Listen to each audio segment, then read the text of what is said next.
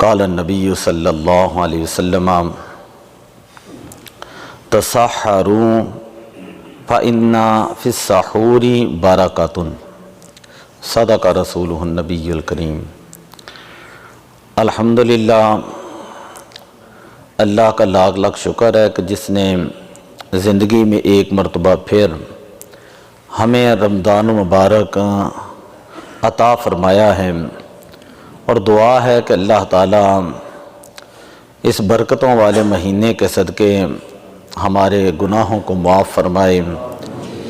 بڑی شانوں والا، بڑی عظمتوں والا، رحمتوں والا، برکتوں والا مہینہ ہمارے درمیان موجود ہے، جس کے اندر انسان ایک نیکی کرے، اللہ تعالیٰ ایک نیکی کے بدلے میں 700 نیکیوں کا ثواب عطا فرماتا ہے، اور ایک نفل پڑھا جائے تو اس نفل کے بدلے میں اللہ تعالیٰ فرض کا ثواب عطا فرماتا ہے۔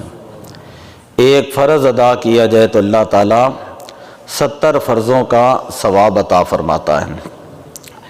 یہ مہینہ صبر کا مہینہ ہے، اور صبر کی جزا جنت ہوتی ہے۔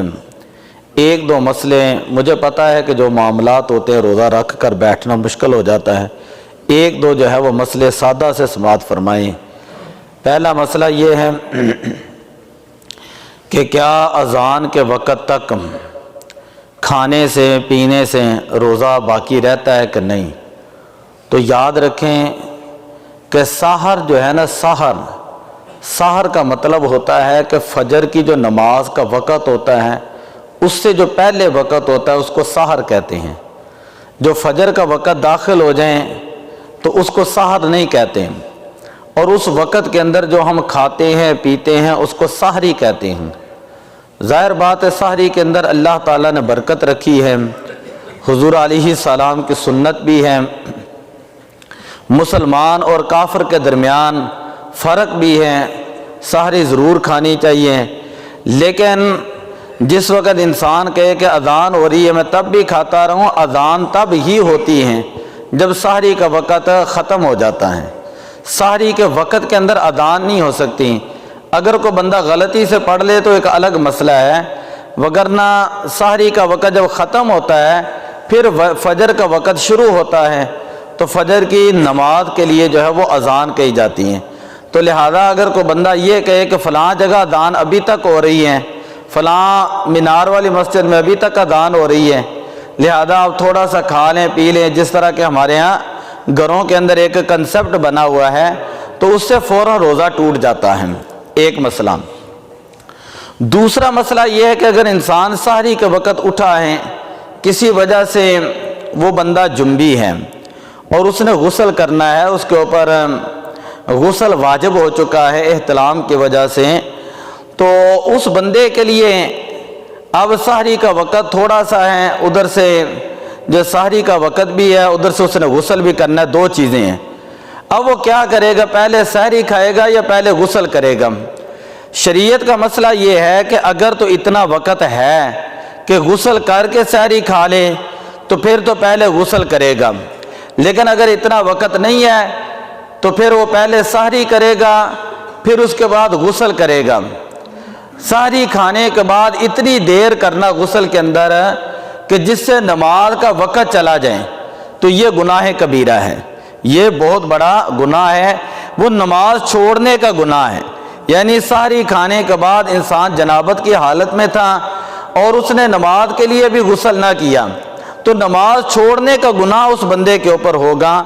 تیسرا مسئلہ اس سے یہ بھی سمجھ آ گیا کہ روزے کی حالت میں، عام حالت میں روزے کے اندر اگر کوئی بندہ آرام کر رہا تھا اور وہ جنبی ہو گیا، احتلام ہو گیا، تو بعض اوقات لوگ یہ سمجھتے ہیں کہ اس کا روزہ ٹوٹ گیا ہے، تو احتلام آنے سے روزہ نہیں ٹوٹتا۔ میری بات سمجھ آ رہی ہے؟ اس سے روزے کے اوپر کوئی فرق نہیں پڑتا۔ قاعدہ یاد رکھے کہ جسم سے کوئی چیز جب نکلتی ہے تو اس سے وضو ٹوٹتا ہے، پیشاب ہے، پاخانہ ہے، اسی طرح خون ہے، پیپ ہے، ہوا خارج ہو گئی، تو جو چیز جسم سے نکلے اس سے وضو ٹوٹتا ہے۔ کوئی چیز جسم کے اندر داخل ہو جائے، کوئی چیز جسم کے اندر داخل ہو جائے تو اس سے جو ہے وہ روزہ ٹوٹ جاتا ہے۔ تو لہذا دین سے جو ہے احتلام وغیرہ سے روزہ نہیں ٹوٹتا۔ اسی طرح ہمارے یہاں سادہ لوگ یہ مسئلہ پوچھتے ہیں کہ کیا مسواک کی حالت میں تیل لگا سکتے ہیں؟ تو بالکل لگا سکتے ہیں، اس سے روزے میں کوئی فرق نہیں۔ کوئی پوچھتے ہیں کہ مسواک کی حالت میں روزے کی حالت میں مسواک کر سکتے ہیں؟ تو بھئی روزے کی حالت میں مسواک کرنا ویسے ہی سنت ہے، ویسے ہی سنت ہے، نبی پاک صلی اللہ علیہ وسلم کے عمل مبارک سے ثابت ہے۔ اگر کوئی بندہ مسواک کر لیتا ہے تو اس سے روزہ نہیں ٹوٹتا۔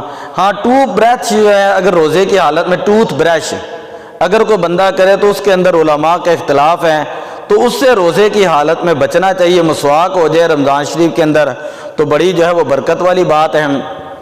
تو یہ چند ایک مسئلے ہیں، اسی طرح انشاءاللہ باقی کل بیان کریں گے۔ دعا اللہ عمل کی توفیق عطا فرمائے۔